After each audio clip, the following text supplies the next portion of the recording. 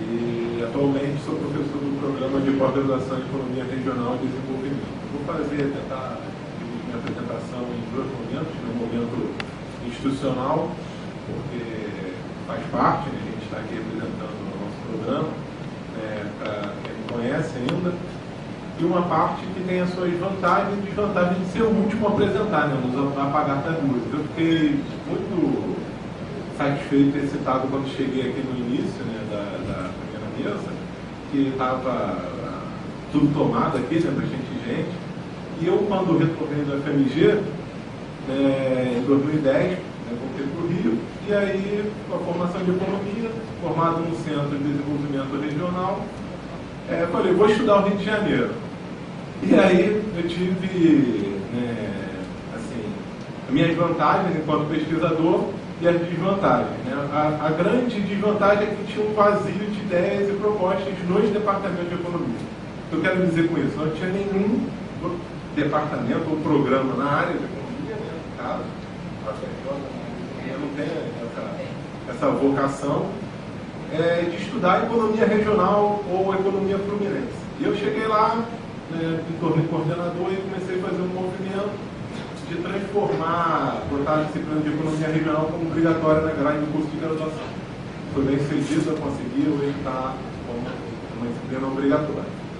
E aí montei um grupo de pesquisa, que se chama Núcleo de Análises Regionais, Setoriais e Políticas Públicas, para estudar Rio de Janeiro, dado esse vazio, né, de propostas, de ideias, que se tornou o Programa de Economia Regional e Desenvolvimento. Então, o nosso programa hoje tem duas linhas de pesquisa, uma em Economia Regional e a outra em Desenvolvimento Econômico, mais ligado em Desenvolvimento Digital, modelo da trajetória, a maioria dos professores foram criados lá.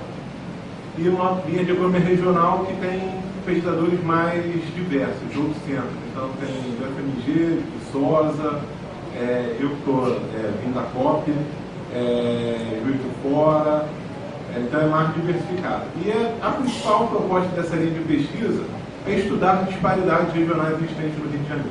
O porquê que tem essa disparidade? Como é que isso aconteceu? Como é que se deixou chegar nesse momento? E a grande vantagem de ser o último a apresentar é que levantaram várias bolas aqui, né? Eu, como um bom centroavante da Baixada Fluminense, vou chutar todas. Vou tentar emplacar todas, né? Justamente com dados que trabalhos que já desenvolvemos, temos desenvolvido. E aí, na primeira mesa, todo mundo falou que falta uma massa crítica, né? Não tem uma análise empírica. O Ferreirinha falou, tem que ter dados econométricos e tal. Infelizmente, esse anseio dele não vai ser tão possível no momento. Por quê?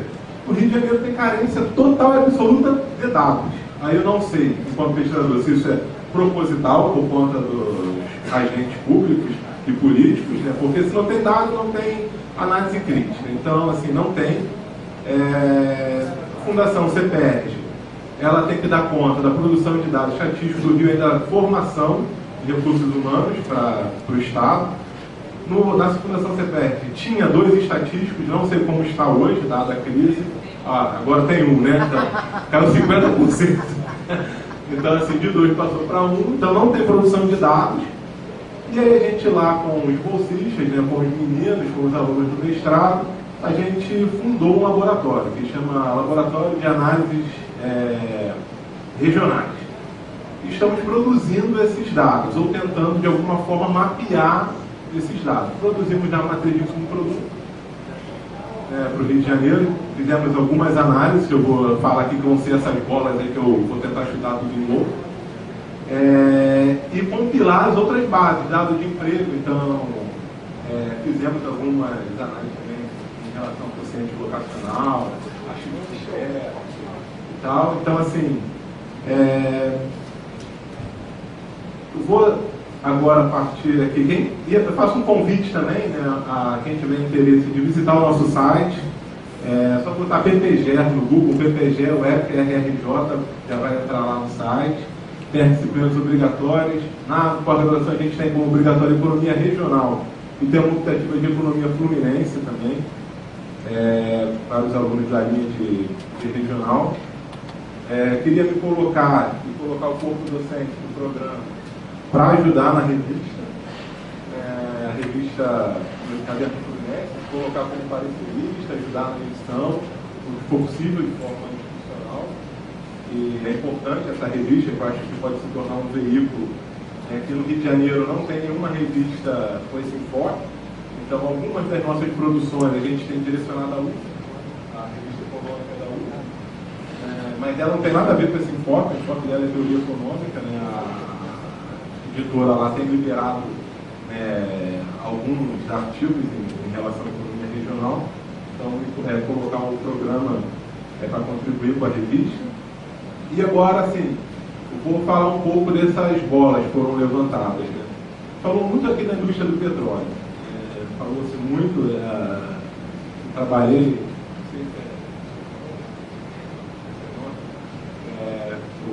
na COP, né? Tem um TCF, tem um equilíbrio lá com o sobrenome, então achei que pudesse ser um trabalho de parentesco. Falou-se muito da indústria do petróleo. E aí nós fizemos uma análise da cadeia produtiva do petróleo, óleo e gás, né? Que eu não gosto nem que chame esse nome petróleo, porque tecnicamente está errado. Né? Tecnicamente, petróleo é a junção de óleo com gás. Então é óleo e gás, cadeia produtiva do óleo e do gás no Rio de Janeiro. Encontramos alguns problemas nessa cadeia produtiva. O principal problema é que nós produzimos o petróleo, porém não refinamos esse petróleo, ou esse óleo. Esse óleo vai ser refinado em São Paulo ou em Pernambuco, e aí o que acontece com a lucratividade do setor, que seria para o governo e para os agentes. Né? O governo não arrecada com isso, a tributação é feita lá na refinaria. Então, São Paulo é o que mais se beneficia da produção de petróleo hoje no Rio de Janeiro. Nós temos uma cadeia produtiva incompleta nesse setor, totalmente incompleta, porque se o Compete fosse uma refinaria que viesse a processar, refinar o nosso petróleo, que existem vários níveis de petróleo, diferentes tipos de petróleo. Para quem não conhece, existe petróleo azedo, petróleo leve, petróleo pesado. Então, assim, são composições que nem qualquer refinaria consegue fazer isso. Então, a Reduc não consegue refinar o nosso óleo do pré-sal. O outro grande problema de apostar todas as fichas, né, na cadeia produtiva do petróleo é que a gente está atrelado ao preço do petróleo no mercado internacional. E essa é a grande variável para fazer a extração de petróleo. Quando a gente está numa indústria internacionalizada, que tem a OPEC, liderada pela Arábia Saudita, que você, eu brinco sempre com isso, quem lembra do filme lá da família Buscapé, que furou um poço e apareceu o petróleo, apareceu o óleo, lá é tipo isso, e aqui a gente está offshore. Então o custo de produção é 1000 vezes maior. Então quando a gente atrela a produção de petróleo a uma variável que a gente não controla, que é o preço no mercado internacional, acontece sempre momentos de crise. Foi o que aconteceu. Quando o preço do óleo Brent estava $130, estava tudo a mil maravilhas no Rio de Janeiro. Todo mundo recebendo royalties, investindo no royalties de forma equivocada, que o royalties é uma compensação de geração futura, investiu em contratação de pessoal. Quando o preço bate a $30, vem a tal da crise da Lava Jato, que a mídia colocou com esse nome, né? Lava Jato, falou que a Lava Jato quebrou a Petrobras, então é uma grande inverdade, né? Não foi fundamentado nisso, foi fundamentado que o investimento no pré-sal deixou de ser interessante ou viável economicamente, dado o preço que baixou. Então, assim, agora não é mais viável. A gente tem a nossa oferta lá, está guardadinha, mas a gente não vai extrair aquilo, porque não tem condições de investir nos equipamentos necessários para a extração daquele óleo lá. Então está guardadinho. Um outro problema é que o gás não é muito utilizado. O gás é feito como reuso, então pega, reinjeta para dar mais pressão no poço para produzir mais óleo. Então, assim, a gente tem uma indústria de gás, né, que está subutilizada no estado. Então, assim, essa cadeia produtiva teria que ser melhorada, completada, né?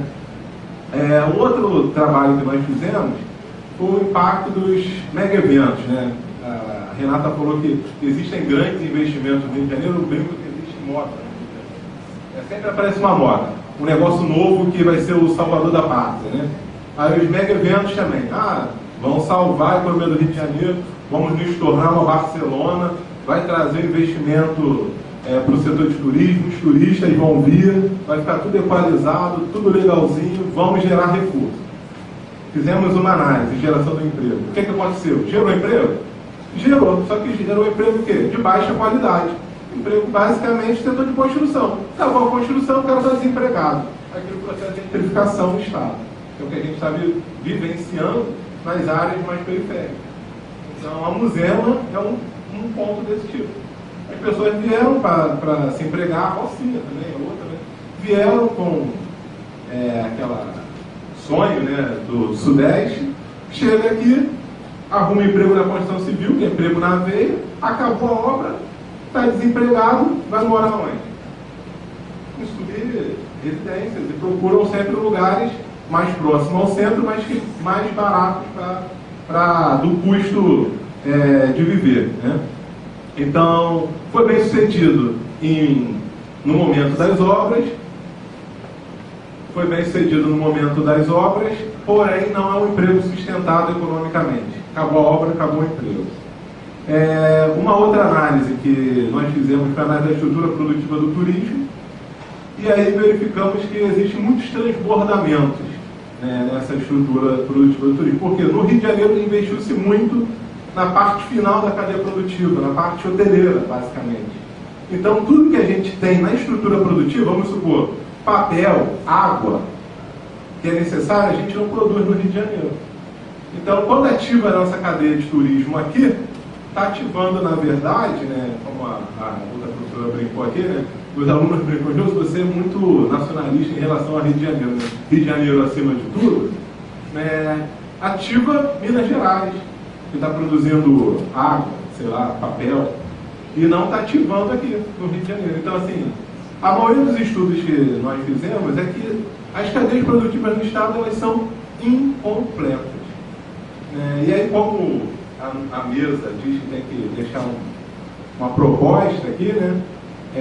A proposta que eu faço, enquanto pesquisador que tem me debruçado um pouco sobre isso, sobre o Rio, é que a gente tem que ter um planejamento estratégico. Eu não gosto desse nome, mas esse nome é o que vende. No outro trabalho, a gente fez um trabalho sobre análise das UPPs, ficou evidente que a UPP foi feita com base no planejamento estratégico do município do Rio de Janeiro. Não foi no planejamento estratégico do Estado, foi do município. Então, foi uma política para atender o Rio de Janeiro se tornar uma cidade global após os grandes eventos, para que se tornasse uma nova Barcelona. Seria uma Barcelona do hemisfério sul aqui, né, americano.